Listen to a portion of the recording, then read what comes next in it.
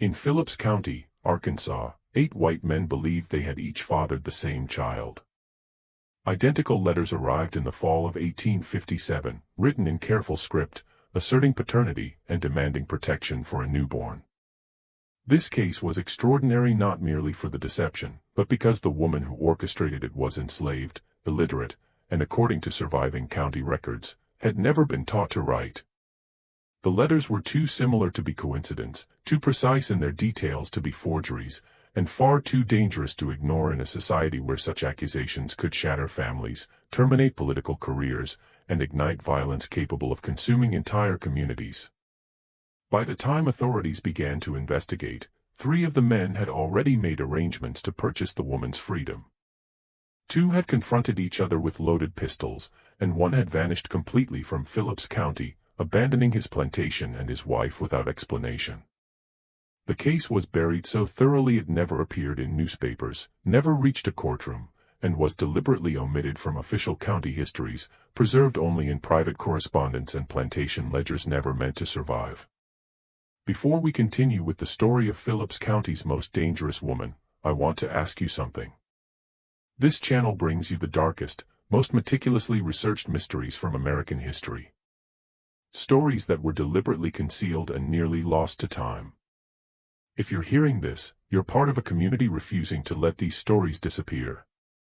Take a moment right now to subscribe to Liturgy of Fear. And down in the comments, tell me what state or city you're listening from. I want to know where our community of truth seekers is growing.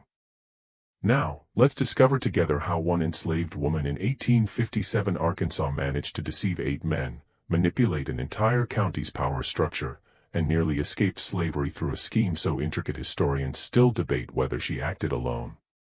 The autumn of 1857 would become known among certain families in Phillips County as the season of reckoning, though none would ever speak of it publicly.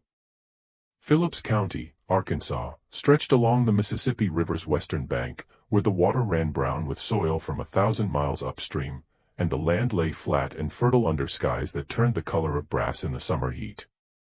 The county had been officially organized only 23 years earlier, carved from territory belonging to the Quapaw people until forced removal, and by 1857, it had transformed into one of the wealthiest cotton-producing regions in the state.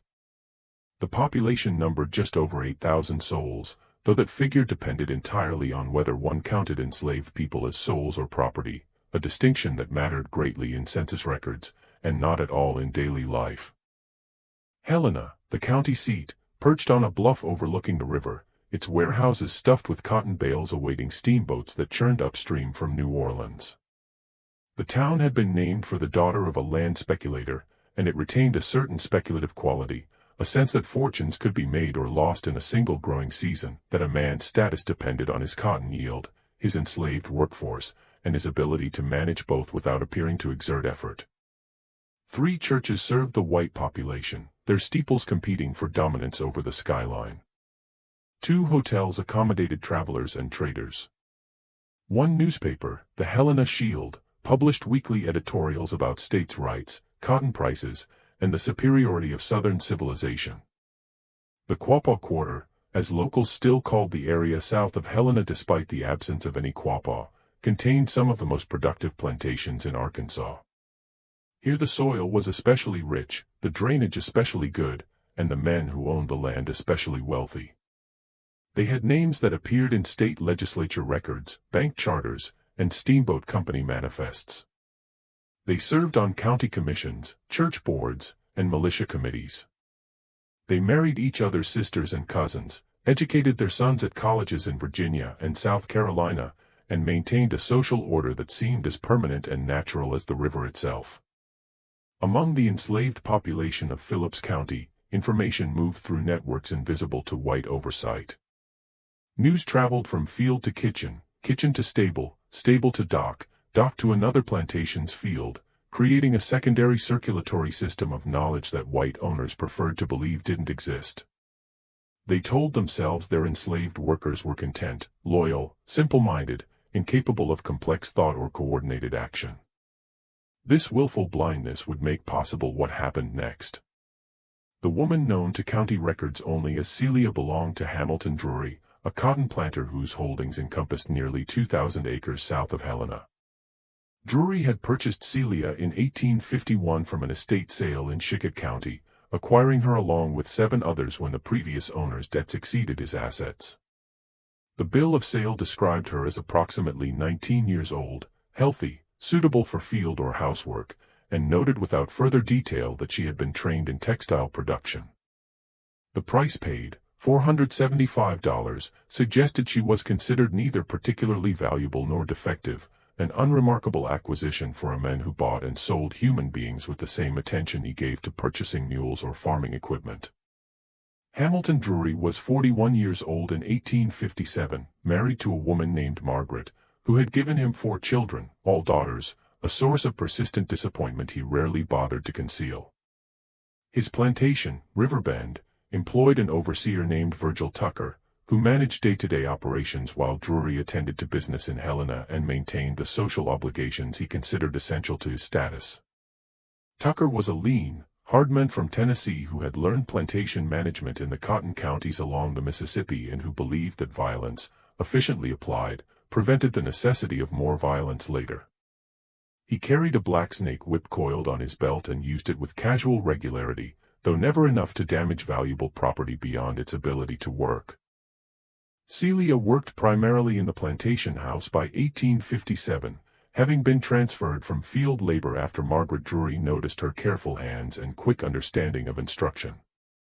She cleaned, cooked, served at table, and performed the invisible labor that maintained the appearance of effortless white comfort.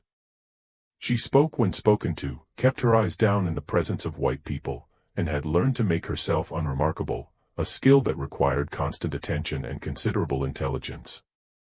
But Celia possessed something far more dangerous than intelligence alone. She understood patterns.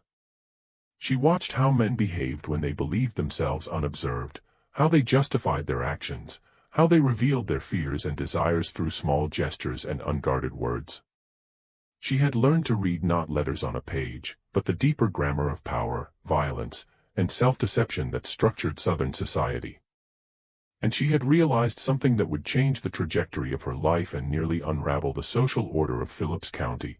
The men who owned and controlled everything were also the most vulnerable to certain kinds of manipulation, because their power depended on maintaining appearances that were fundamentally fraudulent. The scheme that would later shock Phillips County began forming in Celia's mind sometime in early 1857, though the exact moment remains impossible to determine. What is certain, based on later testimony and preserved correspondence, is that by March of that year, she had identified 8 specific men who could be exploited, had analyzed their individual vulnerabilities, and had begun the careful, dangerous work of making each one believe he had a secret relationship with her. The 8 men came from different situations but shared crucial characteristics. All were white, all were property owners or men of business, all had reputations to protect, and all had access to Celia through the normal operation of plantation society. They were not strangers or outliers, but respected members of the community, men whose word carried weight and whose social position seemed unassailable. Hamilton Drury was the obvious first target, given his ownership and the access it provided. But Celia's plan required more than one man, more than one potential claim of paternity. It required a web of conflicting interests, mutual suspicion, and shared guilt that would make exposure dangerous for everyone involved. The second man was Josiah Frell, who owned the plantation adjacent to Riverbend. Frell was 53, childless despite 2 marriages, and known for his regular visits to Drury's property under the pretense of discussing cotton markets and river commerce. He was also known, though only among the enslaved community, for his habit of walking the property lines at dusk and his attention to women working in the fields nearest his land. The third was Virgil Tucker, the overseer, whose position gave him authority over every enslaved person at Riverbend and whose cruelty was matched only by his dependence on his employment.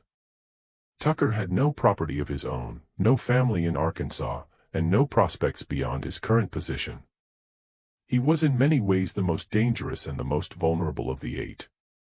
The fourth was Samuel Pritchard, a cotton factor in Helena who arranged sales and credit for multiple plantations, including Riverbend.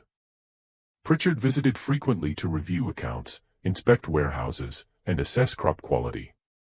He was 38, married to a woman from a wealthy Memphis family, and cultivating political ambitions that required an absolutely spotless reputation. The fifth was Dr. James Rankin, who served as physician to several plantations in the Quapaw Quarter. Rankin made regular calls to Riverbend, treating illnesses among the enslaved workforce with the same dispassionate efficiency he applied to valuable livestock. He was 45, a widower, and known for his discreet handling of sensitive medical matters. The sixth was Reverend Thomas Hartwell, minister of the Presbyterian Church in Helena, who occasionally visited plantations to preach to enslaved congregations, a practice considered both pious and useful for maintaining social control. Hartwell was 32, recently arrived from Virginia, and eager to establish himself as a moral authority in his new community. The seventh was William Dever, a riverboat captain who transported cotton from Helena to New Orleans and whose boat, the Delta Star, docked regularly at the Riverbend landing. Dever was 41, unmarried, and spent more time on the river than on land, a man whose mobility made him both useful and difficult to track. The eighth was Benjamin Yates, a lawyer in Helena who handled property transfers, estate settlements, and contract disputes for the county's planter class.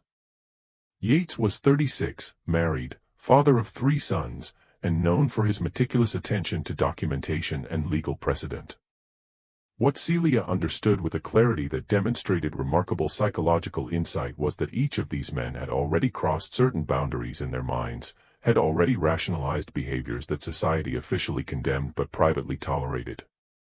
The institution of slavery created opportunities for white men to act on desires that would be unthinkable in other contexts, and those opportunities were exercised far more frequently than anyone acknowledged publicly. The enslaved woman who resisted could be beaten, sold, or killed. The enslaved woman who submitted was simply fulfilling her role in a system that defined her as property without will or rights. But Celia wasn't planning to resist or submit. She was planning to weaponize the very system that oppressed her, to turn the mechanisms of power against themselves by exploiting the one thing that could threaten these men: exposure of their hypocrisy, documentation of their violations, and public acknowledgement of truths that everyone knew but no one could afford to speak. The execution of Celia's plan required patience, precision, and an understanding of timing that bordered on genius. She needed each man to believe he alone had a secret relationship with her, that she was somehow complicit in or even desirous of his attention, and that their interactions were private and unobserved. This required her to create opportunities for each man to approach her, to respond in ways that encouraged continued contact without triggering suspicion, and to establish in each man's mind the plausible possibility that he might have fathered a child. With Hamilton Drury, the pattern was already established. He had asserted his claimed rights as an owner from the beginning, and Celia's position in the plantation house made resistance impossible and escape unlikely. But she began to modify her responses, to seem less resistant, to create the impression that she had developed feelings that made Drury's actions seem less like violence and more like a relationship. This required extraordinary self-control and psychological manipulation, transforming trauma into theater, survival into strategy. With Josiah Frell, she created opportunities during his visits to Riverbend, making herself visible when Drury was occupied elsewhere, establishing eye contact that could be interpreted as invitation, allowing herself to be found alone in locations where Frell's presence could be explained as accidental. When Frell finally approached her directly in the tobacco barn in late April, she responded with calculated ambiguity, neither refusing nor enthusiastically accepting, creating the impression of a woman who was conflicted but ultimately willing. With Virgil Tucker, the approach was different because the power dynamic was different. Tucker already believed he could take whatever he wanted from any enslaved woman under his authority. But Celia made him believe she preferred his attention to Drury's, that she saw him as stronger and more desirable. This required her to criticize Drury in subtle ways when alone with Tucker, to compare them favorably to Tucker, to create the illusion of genuine attraction. Tucker, whose position made him despised by the enslaved community and isolated from white society, was particularly susceptible to this manipulation. With Samuel Pritchard, she used his vanity and his fear of social exposure. Pritchard considered himself more refined than the plantation owners he served, more educated and sophisticated. When he visited Riverbend in May, Celia made sure to demonstrate that she could read numbers in his account books, could understand complex transactions, could recognize the quality of his clothing and the newness of his watch chain. For a man who spent his days flattering wealthy clients, the attention of an enslaved woman who seemed to admire his accomplishments was intoxicating precisely because it required no performance, no calculation of social advantage. With Dr. Rankin, she exploited his professional distance and his isolation as a widower. When he examined her during a routine medical inspection in June, she asked questions about medicine and health that suggested intelligence and curiosity, creating a connection that felt intellectual rather than physical, though it inevitably led to the same place. Rankin convinced himself that he was educating her, that their interactions were somehow elevated and different from the crude violations practiced by men like Tucker. With Reverend Hartwell, the manipulation was most delicate and most dangerous. Hartwell visited Riverbend in early July to preach to the enslaved congregation, delivering a sermon about obedience and Christian duty that Celia endured with apparent attention. Afterward, she approached him with questions about salvation and biblical interpretation, creating the impression of spiritual hunger that Hartwell found irresistible. He began visiting specifically to continue these conversations, which gradually shifted from theology to more personal matters. Hartwell convinced himself that he was saving her soul, even as he violated every moral principle he preached. With William Dever, the riverboat captain, Celia used his mobility and his separation from land-based social structures. When the Delta Star docked at Riverbend in late July, she made sure to be visible on the landing, helping load supplies and giving Dever the impression that she was free to move about the plantation with minimal supervision. Dever, who spent most of his time surrounded by male crew members and whose visits to ports were hurried and anonymous, found the possibility of a recurring connection with the same woman appealing in ways he hadn't anticipated. With Benjamin Yates, the lawyer, Celia exploited his professional pride and his need to appear exceptional. When Yates visited Riverbend in August to review property documents, she managed to be present in the room, appearing to dust or straighten furniture, but actually paying attention to the legal language Yates used, the way he organized documents, the logic of his arguments. When she asked him a question about property law, pretending confusion but demonstrating she had actually understood the basic principle, Yates was flattered in a way that led him to seek further conversations, which led inevitably to further contact. What made the scheme brilliant was not just the individual manipulations, but the timing. Celia had calculated that for her plan to work, she needed each man to believe he had been with her during a period when pregnancy could have resulted. This required her to compress the timeline, to make all 8 men believe they had exclusive access during roughly the same 2-month period in summer 1857. It required her to be extraordinarily careful about visibility, about ensuring each man believed his interactions with her were secret while actually creating a situation where all 8 were acting on the same assumption of exclusivity. By late August, Celia was able to announce, first to the women of the enslaved community at Riverbend, and then carefully and separately to each of the 8 men, that she was pregnant. The news spread through the plantation's enslaved community with the speed of all important information, moving from the house to the quarters, from the quarters to the fields, generating speculation and concern. Pregnancy for an enslaved woman meant many things, none of them simple. It could mean temporary reduction in work demands, or it could mean increased surveillance and restriction. It could mean a child who would be enslaved from birth, or, in rare cases, it could mean leverage that might lead to freedom if the father was white and powerful enough to care about his offspring. But what made this pregnancy different, what made it immediately remarkable to the women who knew Celia best, was the quiet confidence she demonstrated, the sense that she had planned this rather than endured it, that she saw the pregnancy not as another form of exploitation, but as an opportunity she had created. To each of the 8 men, delivered separately and in circumstances that ensured privacy, Celia revealed her pregnancy as a secret that only he knew, presenting it as both a burden and an opportunity, a problem that required his help and a connection that bound them together. She was careful never to demand anything immediately, never to threaten exposure, but simply to state the fact and observe the reaction, to let each man's guilt, fear, or vanity drive his response. Hamilton Drury's reaction was dismissive initially. Enslaved women had children constantly, and their paternity was irrelevant under law. Any child born to Celia would belong to him as property regardless of biological parentage. But Celia's response, delivered with careful timing, introduced a complication. She mentioned, as if casually, that others had noticed her pregnancy and might speculate about the father. She mentioned Margaret Drury's sharp eyes and suspicious nature. She mentioned that servants talked among themselves, and that information sometimes reached mistresses through channels masters couldn't control. Drury's dismissiveness transformed into unease. Josiah Frell's reaction was immediate alarm.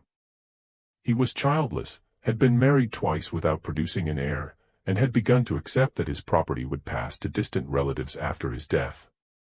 The possibility that he had fathered a child, even one who would be enslaved, awakened something in him that was both proprietary and sentimental. But he was also terrified of his current wife discovering his behavior. He pressed Celia for assurance that she had told no one else, that she would continue to keep their relationship secret, that she understood the danger of speaking to anyone about the child's paternity. Virgil Tucker's reaction was the most immediately violent. He grabbed Celia's arm hard enough to leave bruises and demanded to know if she had been with anyone else, if she was trying to trap him into taking responsibility for another man's child. But Celia's response, delivered without fear despite the pain of his grip, turned his anger into uncertainty. She looked directly at him, something enslaved people rarely did, and asked him why he thought she would risk telling him if it weren't true. She reminded him that she had nothing to gain from lying, that if anything, she was putting herself in danger by telling him at all. Tucker released her arm, his certainty shaken. Samuel Pritchard's reaction revealed the depth of his social anxiety. He immediately began calculating the potential damage to his reputation, his political ambitions, his marriage to a woman whose family connections had advanced his business considerably. He asked Celia multiple times whether anyone else knew, whether she had written to anyone, whether she had told anyone in Helena.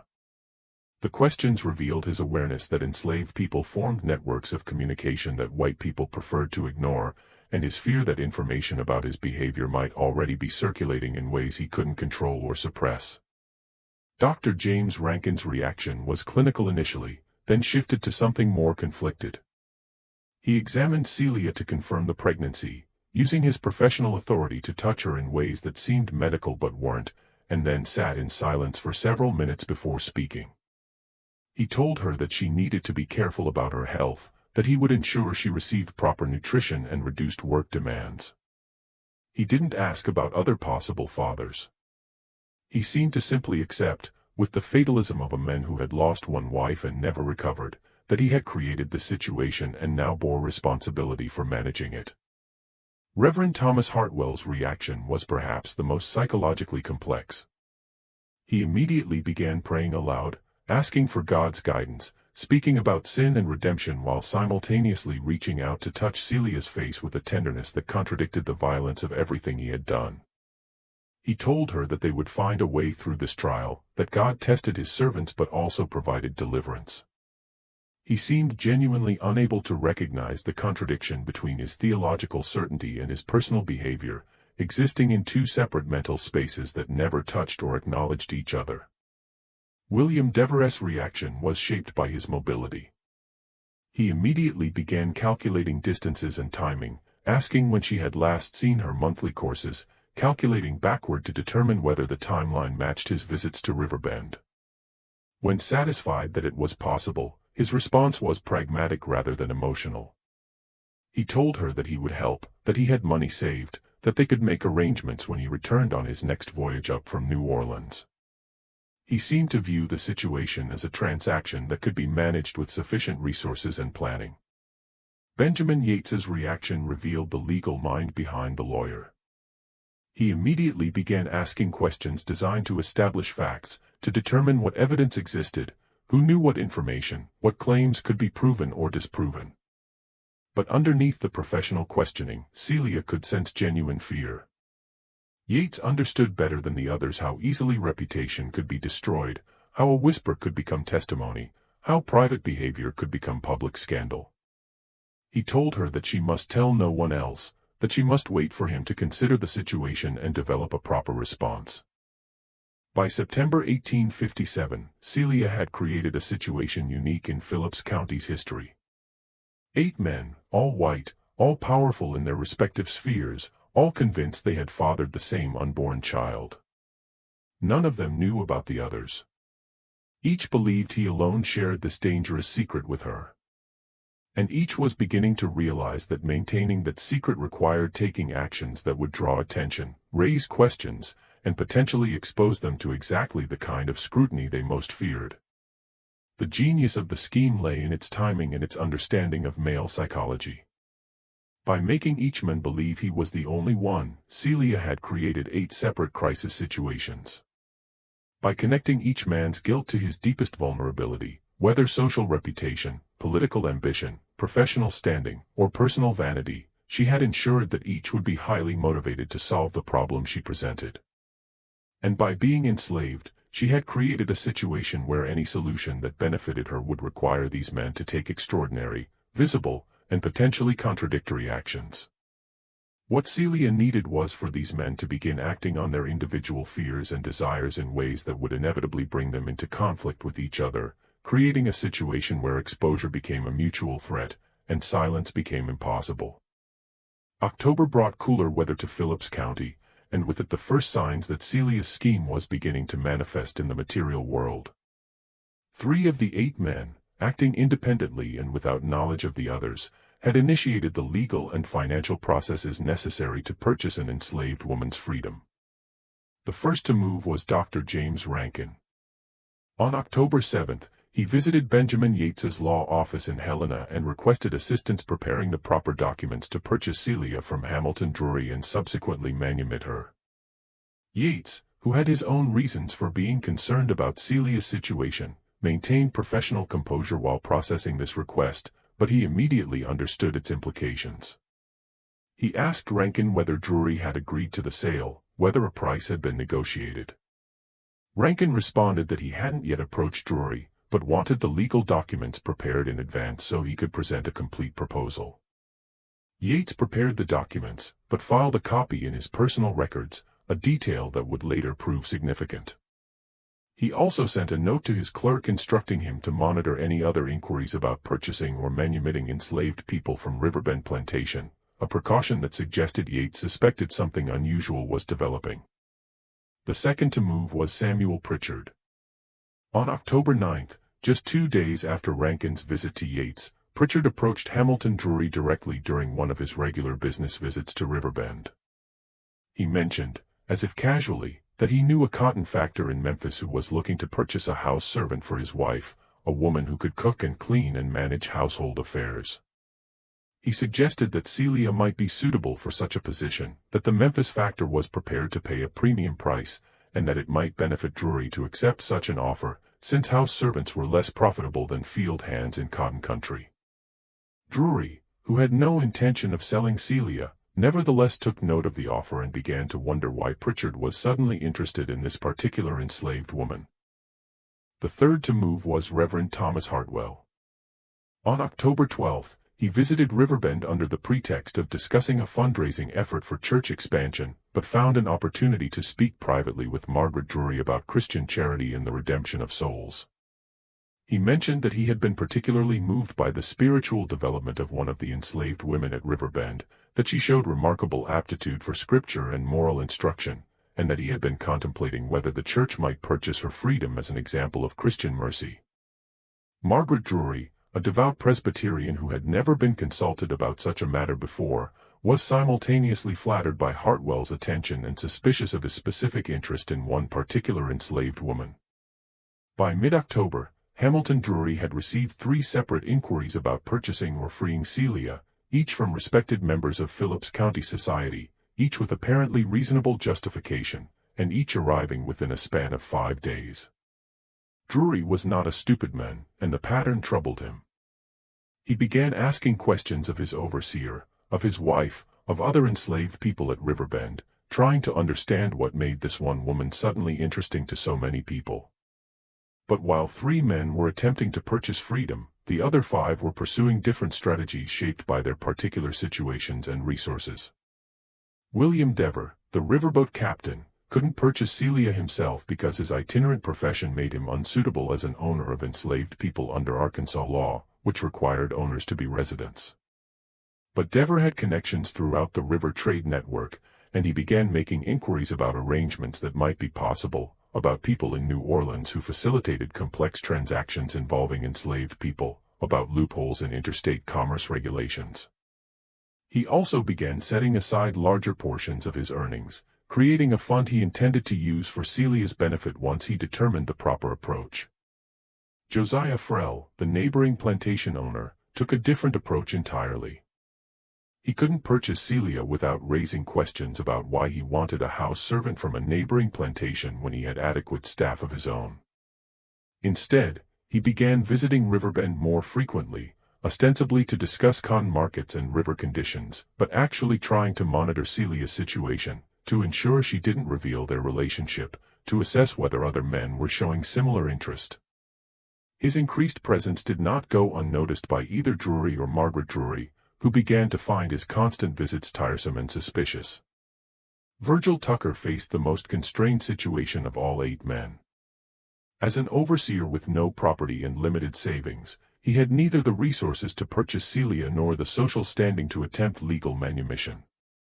But Tucker had something the other men lacked: daily physical proximity and direct authority over Celia's life. He began using that authority in ways designed to isolate her from other enslaved people, to control her movements, to ensure that she couldn't communicate with anyone who might threaten his position. He assigned her tasks that kept her in the house rather than the quarters, restricted her ability to attend Sunday gatherings, and watched her with an intensity that the other enslaved people at Riverbend recognized as dangerous. The situation grew more complex in late October when Celia received a visitor who would catalyze the next phase of her plan, a free black woman named Delilah Parsons, who traveled throughout eastern Arkansas as an itinerant seamstress. Parsons had cultivated a reputation as an exceptionally skilled dressmaker, able to create garments that matched current fashion trends from Charleston and New Orleans. Her skill gave her access to plantation houses throughout the region, and her status as free, combined with her apparent focus on feminine concerns like clothing and fashion, made white women comfortable speaking freely in her presence. But Delilah Parsons served another function that white society didn't acknowledge. She carried information throughout the enslaved and free black communities of eastern Arkansas, connecting people and news across distances that would otherwise isolate them completely. She knew which plantations were preparing to sell enslaved people, which overseers were particularly brutal, which white men had mixed-race children they didn't acknowledge, which free black people might offer shelter to runaways. Her network of information was invisible to white oversight, but essential to survival for thousands of people. When Parsons arrived at Riverbend in late October to take measurements for new dresses for Margaret Drury, she spent time in the house with Celia, ostensibly discussing household matters, but actually exchanging information of a very different kind. What exactly they discussed remains uncertain, but evidence suggests that Parsons helped Celia with the next phase of her plan, the creation of written documents. The letters that would shake Phillips County were composed sometime in the last week of October, though the exact process remains mysterious. Celia couldn't write, or at least had no formal education in writing. But 8 letters were created, each identical in content but addressed to different men, each written in careful script on paper that appeared to be of quality unusual for enslaved people to possess. The letters were brief, and signed, and devastating. The child will come in February. You know what you've done, and you know what is right. The woman who carries your child cannot remain property without staining your honor and your soul. Make arrangements before others learn what you already know. The genius of the letter lay in its ambiguity and its implications. It never identified the sender, never made explicit threats, never demanded specific actions. But it implied that others might learn of the situation, that honor required response, that time was limited for men whose social position depended on reputation and appearance. The letter created immediate crisis. The letters were delivered on the same day, November 2nd, by a process that remains unclear. No postal records document their transmission. No witness later testified to seeing them delivered. But on that day, 8 men throughout Phillips County received identical letters that each assumed came from Celia, and each assumed only he had received. Hamilton Drury received his at breakfast, delivered by a house servant who claimed to have found it tucked into the morning newspaper that arrived from Helena. He read it once, then immediately summoned Virgil Tucker and demanded to know what the overseer knew about Celia's activities, whether she had been seen writing, whether she had access to paper and ink. Tucker, who had received his own letter an hour earlier via a different route, claimed ignorance, but felt his stomach tighten with fear. Josiah Frell received his from a young black boy who knocked at his door and handed him the envelope before running away. Frell spent the afternoon sitting in his study, reading and rereading the brief message, trying to determine whether it was a genuine communication from Celia or some kind of blackmail attempt from someone who had learned of their relationship. Samuel Pritchard received his at his cotton factor's office in Helena, finding it slipped under his door when he arrived for work. He immediately locked his office door and spent an hour considering possible responses, potential consequences, and legal implications. As a businessman who dealt in contracts and agreements, he understood that the letter created a documentary record, evidence that could potentially be used against him. Dr. James Rankin received his during a house call to a plantation north of Helena. It was handed to him by an enslaved woman who said a traveling seamstress had asked her to deliver it. Rankin read it while standing in someone else's house, then had to compose himself before continuing his medical duties. Reverend Thomas Hartwell received his at the church, slipped between the pages of his Bible where he would find it while preparing Sunday's sermon. He spent the rest of the day in prayer, alternating between asking God for guidance and convincing himself that his actions had been righteous, that he had genuinely cared for Celia's spiritual development, that any physical relationship had been secondary to his mission of salvation. William Dever received his aboard the Delta Star while docked at Napoleon, Arkansas, 30 miles south of Helena. It was delivered by a boy who ran onto the boat, handed him the envelope, and disappeared before Dever could ask questions. He read the letter in his cabin, then immediately began calculating how much money he had available and what arrangements he could make. Benjamin Yates received his at his home, delivered by an unknown black man who knocked at the back door and handed it to Yates's cook. When Yates read it, his legal training immediately activated. He recognized that someone had created documentary evidence, that identical letters might have been sent to multiple recipients, that a scheme of considerable sophistication was in operation. But he also recognized that he was implicated in that scheme and that any investigation would expose his own behavior. The beauty of the timing was that each man received his letter at a different location under different circumstances, making coordination or comparison impossible without revealing to others that they had received such a letter. Each man's isolation was reinforced by his guilt and fear of exposure.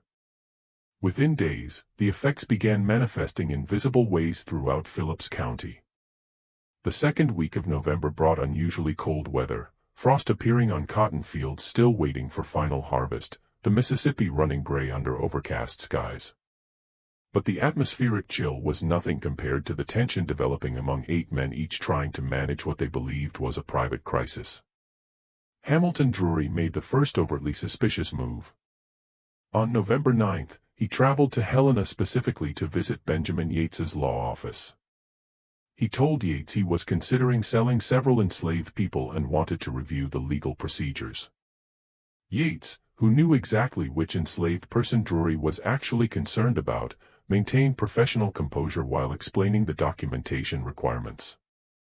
But Drury then asked a question that made Yates's hands go cold. He asked whether Yates was aware of anyone else inquiring about purchasing specific enslaved people from Riverbend. Yates deflected skillfully, citing client confidentiality, but Drury's suspicion was now explicit. As Drury left, Yates sat at his desk calculating the geometry of exposure. If Drury was asking these questions, he knew something. If he knew something, others might soon know. If others knew, the entire structure of secrecy would collapse. That same day, Josiah Frell encountered Samuel Pritchard on Helena's main street. They knew each other socially, served on some of the same county committees, attended the same church. Their greeting was cordial, but Frell noticed Pritchard seemed distracted, preoccupied.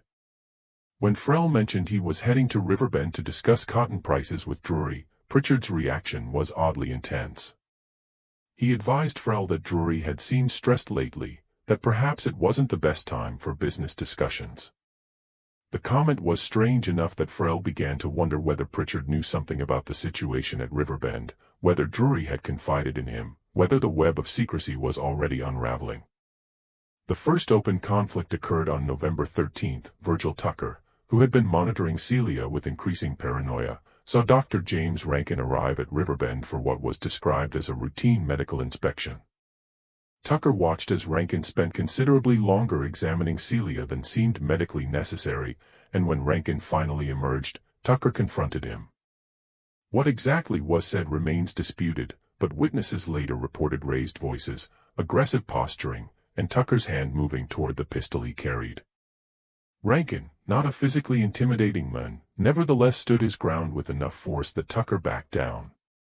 But the confrontation was public enough that enslaved people working in the yard witnessed it, and by evening, word had spread throughout the enslaved community at Riverbend and beyond. Hamilton Drury heard about the confrontation from his wife Margaret, who had observed it from a window and demanded to know why Tucker was threatening the doctor. Drury summoned Tucker to explain himself, and Tucker, trapped between confession and continued secrecy, claimed he had been concerned about Rankin spending excessive time with enslaved women, that it seemed improper and potentially problematic. Drury accepted this explanation, but filed it away mentally alongside all the other strange behavior he had noticed recently. By mid-November, Celia was showing visible signs of pregnancy, and her condition was becoming a topic of conversation among the white residents of Phillips County. Margaret Drury, whose relationship with her husband had been strained by his obvious preference for producing sons, began asking pointed questions about Celia's pregnancy, about who might be the father, about whether Hamilton knew anything. These questions put Drury in an impossible position. If he admitted knowledge, he revealed too much. If he claimed ignorance, his wife would suspect he was lying. The situation escalated dramatically on November 18 when 2 of the 8 men, acting independently but on the same day, arrived at Riverbend with specific intentions regarding Celia. Dr. James Rankin arrived in the morning carrying medical supplies and stating he needed to conduct a thorough examination to ensure the pregnancy was progressing properly. He brought with him legal documents already signed, transferring funds to Hamilton Drury in exchange for Celia's sale and subsequent manumission. The documents had been prepared by Benjamin Yates, though Rankin didn't know Yates had his own reasons for wanting Celia freed. Drury refused the offer immediately with a forcefulness that surprised Rankin. He told Rankin he had no intention of selling Celia, that her pregnancy made her more valuable rather than less, that he found the doctor's sudden interest in one particular enslaved woman strange and inappropriate. Rankin pressed harder, increasing the offered price, arguing medical concerns warranted special consideration. Drury's refusal became more heated, and he finally ordered Rankin to leave the property. Rankin departed, but he had barely cleared the front gate when Samuel Pritchard arrived with a similar mission. Pritchard's approach was more sophisticated, involving a complex arrangement where a cotton factor in Memphis would purchase Celia as part of a larger business transaction, avoiding the appearance of personal interest. He presented the proposal to Drury as a business opportunity, emphasizing the premium price and convenience. Drury's response was explosive. He demanded to know why Pritchard was suddenly so interested in facilitating the sale of this particular woman. He asked pointed questions about the Memphis factor, about who had suggested this arrangement, about whether Pritchard had been speaking with Dr. Rankin. Pritchard, realizing his timing had been catastrophic, attempted to retreat gracefully, but the damage was done. Drury now knew for certain that multiple men were coordinating efforts regarding Celia, and his suspicions about the nature of their interest were crystallizing into certainty. That evening, Drury confronted Celia directly in his study, a private interview that left no witnesses except the 2 participants. What was said remains unknown. But when Celia emerged an hour later, her expression was described by another house servant as calm but cold, like someone who had just won something but couldn't show it. The next day, November 19th, Reverend Thomas Hartwell made a fatal error in judgment. He arrived at Riverbend unannounced, claiming he needed to speak with Celia about spiritual matters, about preparing her soul for motherhood, about ensuring the child would be raised in Christian faith. Margaret Drury, whose suspicions had been growing all week, decided to observe the spiritual counseling session personally, positioning herself where she could hear the conversation. What she heard confirmed her worst suspicions. Hartwell's language, though carefully religious on the surface, carried an intimacy and personal concern no minister would have for an enslaved woman unless there was a deeper connection. When Hartwell mentioned making arrangements for Celia's future, promising she wouldn't remain enslaved, offering assurances that seemed far beyond his authority or means to provide, Margaret understood completely. She confronted her husband that evening with specific accusations, that multiple men had been intimate with Celia, that they were now competing to free her or purchase her, that the entire situation was creating a scandal that would destroy their family's reputation. Drury attempted to deflect, to claim Margaret was imagining connections that didn't exist, but his wife had assembled too much evidence. She threatened to leave Riverbend, to return to her family in Little Rock, to take their daughters and make public statements about her husband's character if he didn't take decisive action. On November 21st, Hamilton Drury made a decision that would transform Celia's calculated scheme into something far more dangerous than she had anticipated.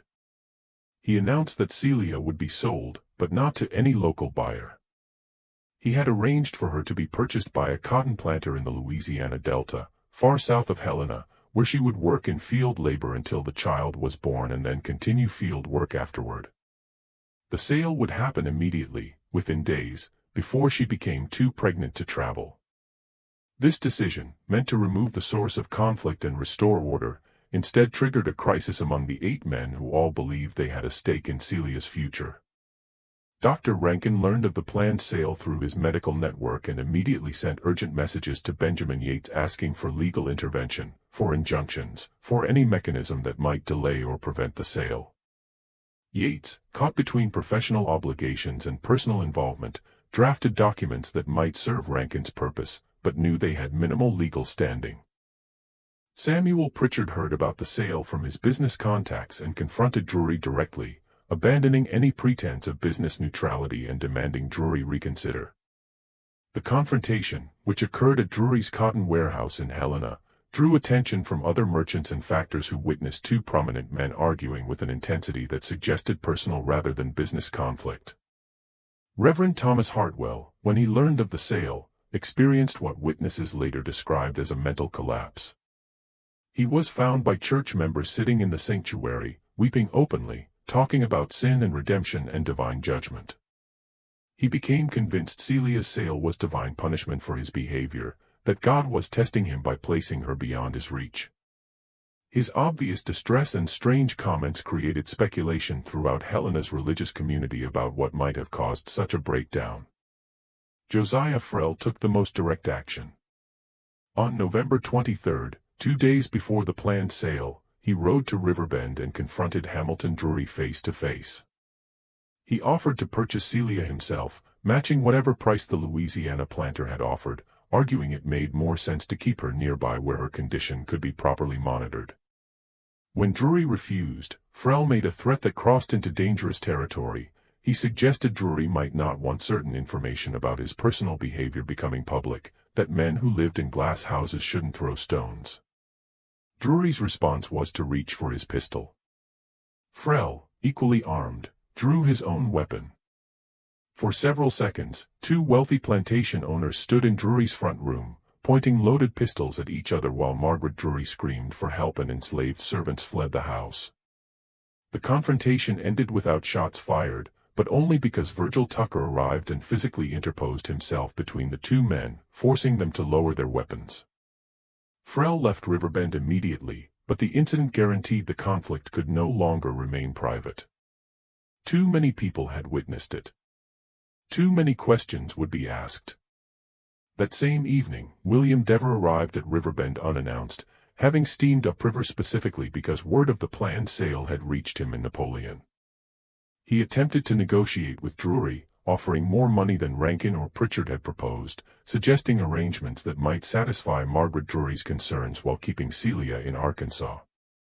But Drury, exhausted by constant pressure and increasingly suspicious about how many men seemed invested in one enslaved woman's fate, refused to negotiate further. On November 24, the day before the scheduled sale, Benjamin Yates did something remarkable and legally unprecedented. He filed papers with the Phillips County Court challenging Hamilton Drury's right to sell Celia to an out-of-state buyer, citing an obscure Arkansas statute about interstate commerce and enslaved people who were pregnant. The legal argument was weak and Yates knew it, but the filing created a public record that would delay the sale and force a hearing. Hamilton Drury, reading the court documents delivered to Riverbend on November 25, immediately recognized Benjamin Yates's name and realized his own lawyer was actively working against his interests. The revelation that Yates was involved in the scheme surrounding Celia, combined with all the other evidence of multiple men's interest in her, led Drury to a devastating conclusion. The child Celia carried could have been fathered by any number of men, that she had manipulated multiple relationships simultaneously, and that he had been played for a fool along with several other prominent citizens. His rage found its target in the most vulnerable person available, Virgil Tucker, the overseer who had authority over Celia but had apparently failed to prevent whatever scheme she had orchestrated. On the evening of November 25, Drury dismissed Tucker from his employment effective immediately and ordered him to leave Riverbend before morning. Tucker's response would trigger the final cascade of events that brought Celia's scheme to its climax. Rather than accept his dismissal quietly, Tucker went to the quarters and began talking loudly and publicly about what he knew regarding Celia and the multiple white men who had been intimate with her. He named names, described encounters, revealed details that had been secret. His motivation was revenge against Drury for firing him, but the effect was to transform private knowledge held by the enslaved community into public testimony that white society could no longer ignore. By dawn on November 26, everyone at Riverbend knew what Tucker had revealed. By midday, word had spread to neighboring plantations. By evening, the story had reached Helena, circulating through merchant establishments, church gatherings, and social clubs, growing more elaborate and scandalous with each retelling. The 8 men who had believed they each held a private secret now faced public exposure, mutual revelation, and the terrifying knowledge that they had all been manipulated by an enslaved woman who should have been powerless but had instead turned the instruments of their power against them. The crisis was no longer containable. The question was, what would happen next? Just when it seemed the situation couldn't become more volatile, word reached Riverbend that one of the 8 men had taken action far more dramatic than anyone anticipated. But before we discover what happened, I need to pause and ask for your help. Stories like this one, documenting the hidden complexities of American history, require tremendous research and careful reconstruction from fragments of historical records.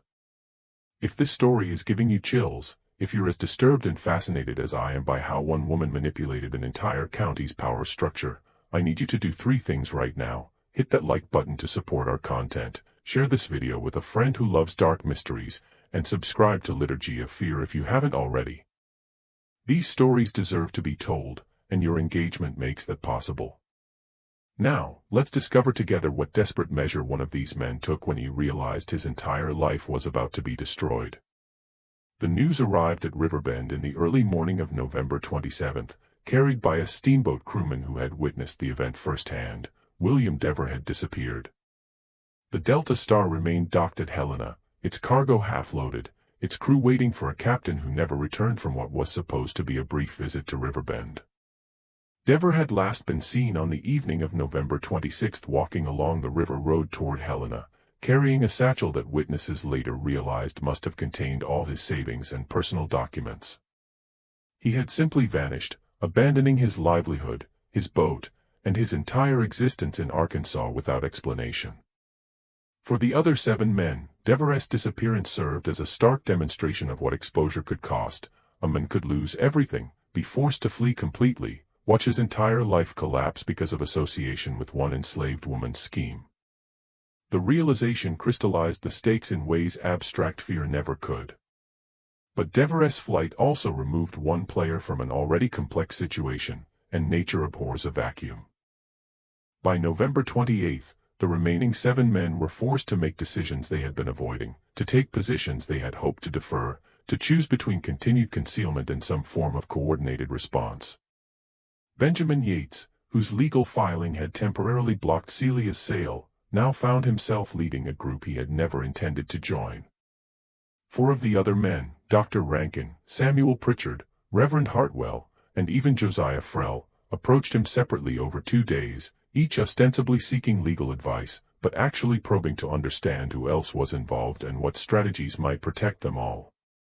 Yates, trained to identify patterns, gradually assembled the complete picture: 8 men including himself, 1 woman, 1 claimed pregnancy, multiple attempts to purchase freedom, a scheme of extraordinary sophistication that had played on each man's vulnerabilities, and now, with Tucker's public testimony and Devereux's flight, the likelihood of exposure that would destroy careers, marriages, and reputations.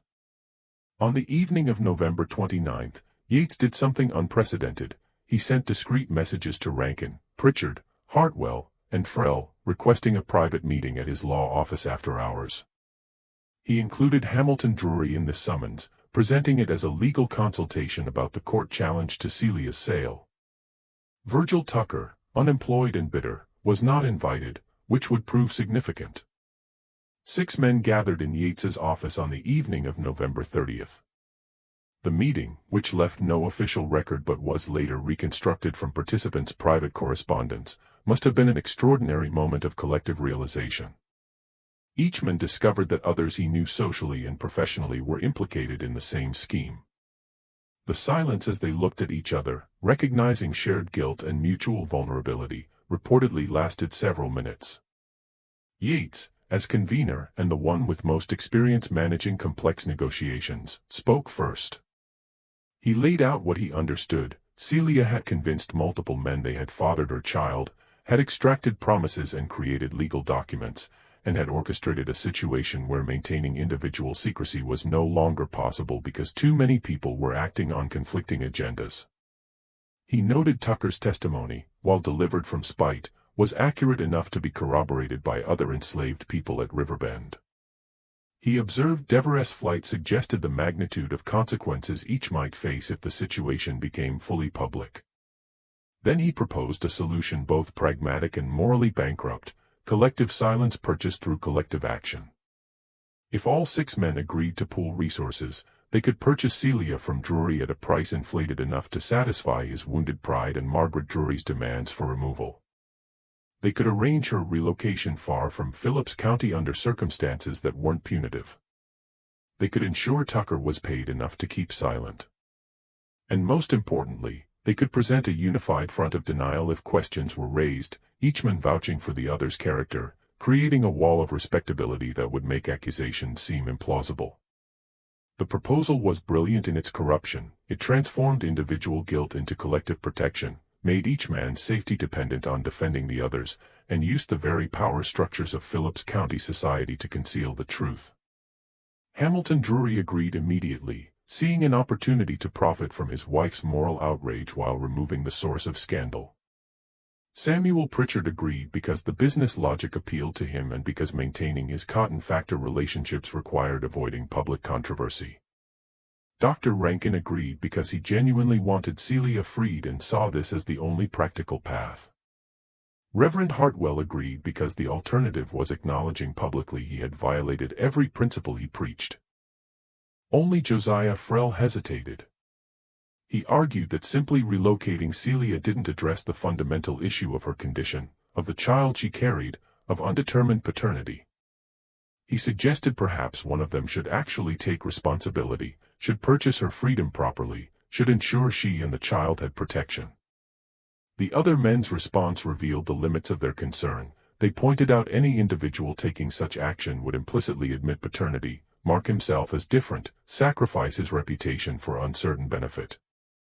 Better to maintain collective deniability, to ensure Celia was provided for without any of them being specifically identified as responsible.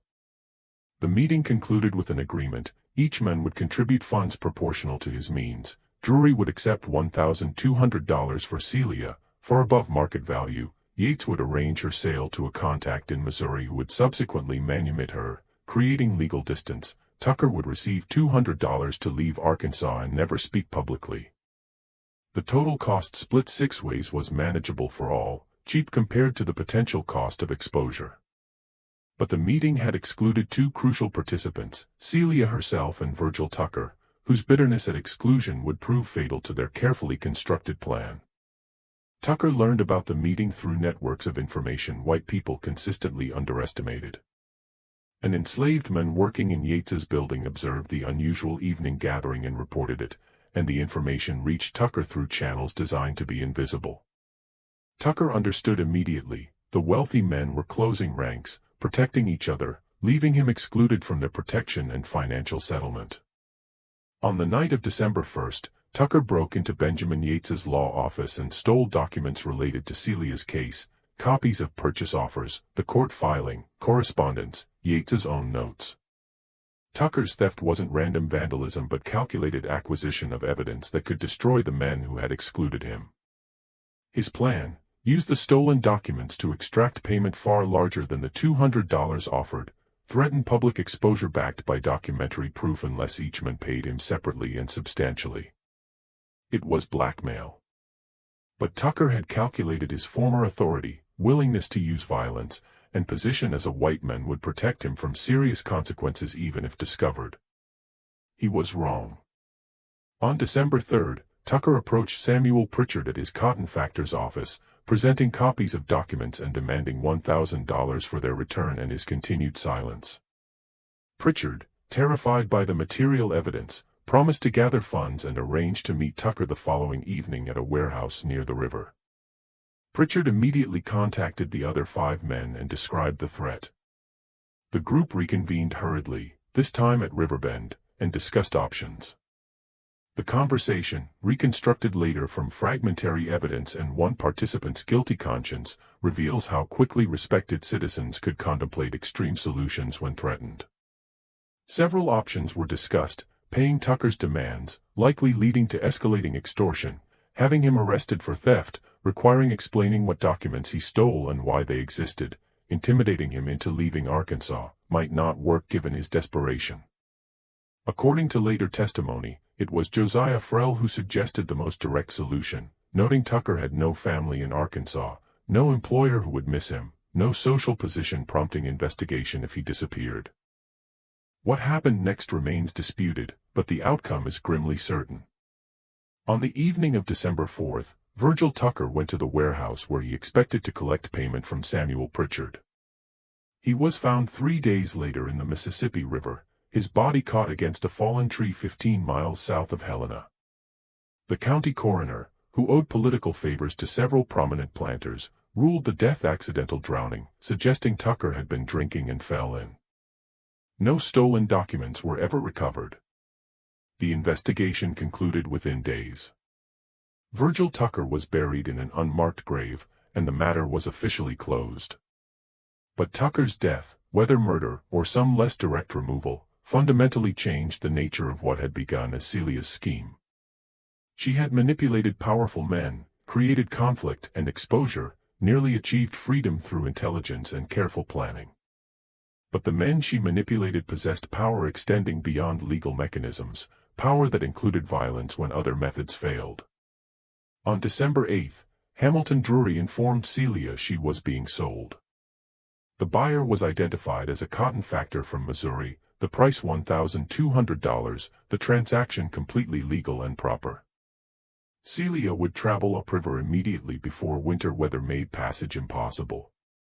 There was no discussion of manumission, no promise of freedom, no acknowledgement of any arrangement beyond a simple sale. Celia understood immediately. The 8 men had discovered each other, coordinated their response, neutralized her leverage by acting collectively rather than individually. Her scheme, which depended on isolation and competing interests, had failed once the men unified, and Tucker's disappearance sent an unmistakable message about what happened to people who threatened Phillips County's respectable citizens with exposure.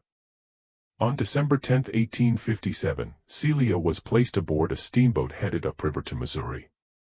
She carried a small bundle of possessions, a visibly advanced pregnancy, and the knowledge she had come closer to freedom through her own efforts than most enslaved people ever managed, only to have it snatched away by the same collective power that held millions in bondage.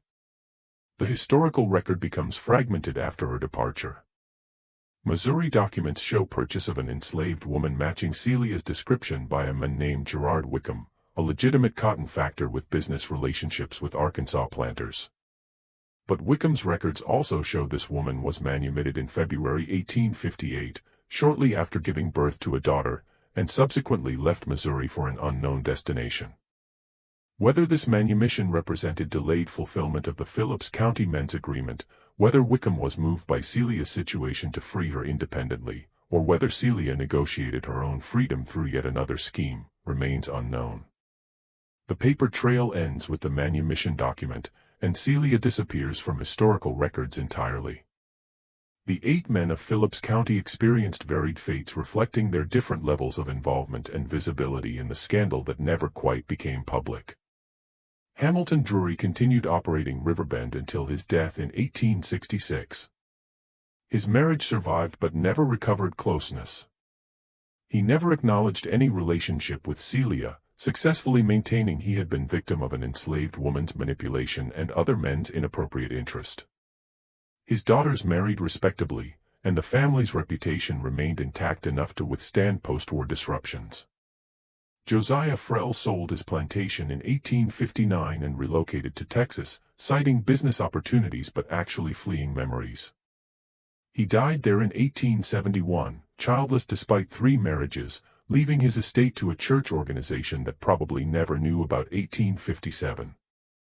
Samuel Pritchard's cotton factor business collapsed in 1861 when war disrupted river commerce. He tried to rebuild after but never regained previous success. His wife's family connections dissolved when Memphis relatives lost wealth during Reconstruction. He died in 1878, financially comfortable but politically irrelevant.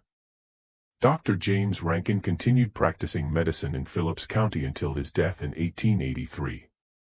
He never remarried, never mentioned Celia in surviving correspondence, and maintained a reputation as a competent physician with a certain sadness people attributed to his dead wife rather than guilty conscience. Reverend Thomas Hartwell experienced a mental breakdown in 1859, forcing him to leave his congregation. He returned to Virginia, lived with relatives, apparently never preached again. His death in 1865 was attributed to melancholia, likely severe depression and guilt. William Dever never returned to Arkansas. Rumors placed him in New Orleans, then California, but no confirmed sighting was ever documented. The Delta Star was sold to pay debts, and Dever's name disappeared from steamboat registries. He had successfully erased his entire previous existence, the most complete escape any of the 8 managed. Benjamin Yates continued practicing law throughout war and Reconstruction. He destroyed all documents related to Celia's case shortly after her departure. He died in 1889, respected and successful, taking secrets to the grave. Only a private letter found after his death, written to a cousin in 1880, contained any acknowledgement, "I once participated in a matter that troubles my conscience still, though I convinced myself at the time I acted properly." We are skilled at constructing justifications for behavior we know to be wrong. Of Virgil Tucker, almost nothing remained. He had no family to memorialize him, no property, no reputation. The circumstances of his drowning were never seriously questioned, his grave eventually lost. He had been a tool of planter power, casually discarded when inconvenient. The enslaved community at Riverbend and throughout Phillips County preserved their own version, passing it through oral tradition white people never heard. In these accounts, Celia was remembered not as victim but as strategist who nearly defeated the system, turned powerful men against each other, demonstrated intelligence and planning could shake even unbreakable structures. That she ultimately didn't escape mattered less than that she tried, fought using only weapons available, forced 8 white men to reveal hypocrisy and fear.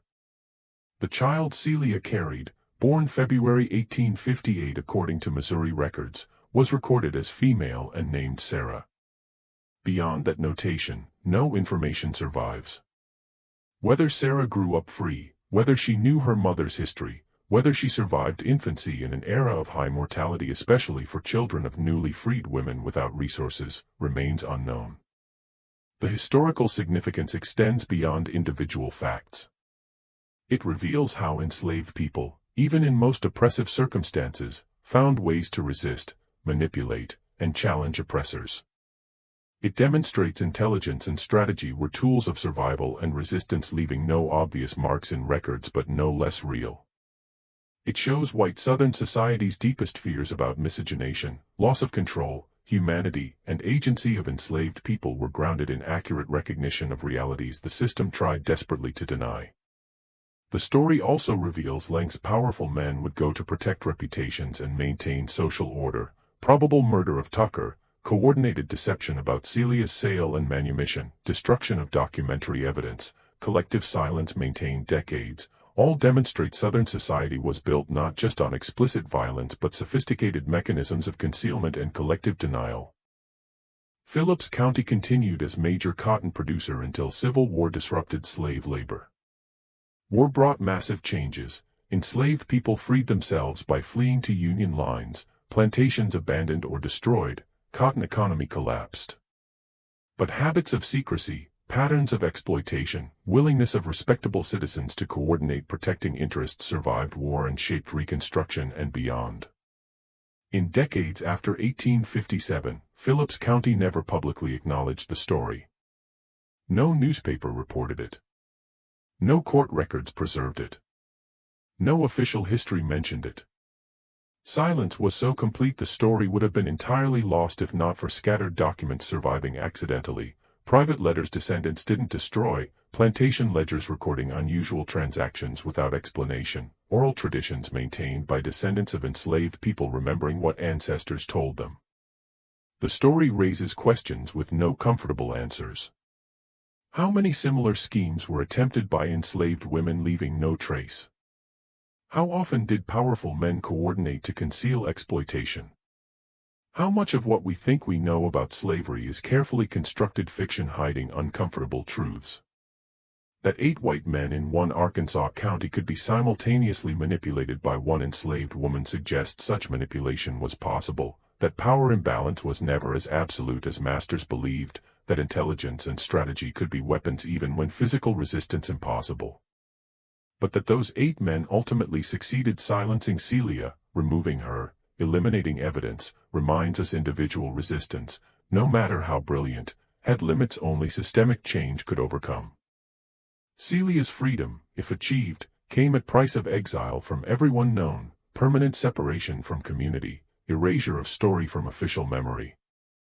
The child Sarah embodies ambiguity and tragedy, product of exploitation and potentially path to freedom, evidence of white men's violations and symbol of enslaved women's determination to survive and create meaning from horror, carrying in body the question haunting Southern society: what did it mean to be child of white father and enslaved mother in system denying humanity of both relationship and offspring? These questions resonate far beyond Phillips County, Arkansas, 1857. They speak to fundamental nature of power, resistance, justice, memory. They remind us history is always more complex than official records suggest. People leaving no documents were no less intelligent or strategic. Silence in historical record often indicates not absence of events but successful concealment. What do you think of this story? Do you believe Celia ultimately achieved freedom? Or did system that enslaved her maintain control even after she left Arkansas? How do we honor intelligence and courage of people whose resistance left almost no trace in official records? Leave your thoughts in comments below. This story represents countless similar stories never preserved, acknowledged, given weight deserved in understanding American history. If this narrative moved you, made you think differently about resistance and power, then subscribe to Liturgy of Fear. Hit notification bell to never miss stories like this. Share with someone who needs to hear. These stories matter. These voices, silent in official records, deserve to be heard. Thank you for listening, and I'll see you in next exploration of America's hidden history.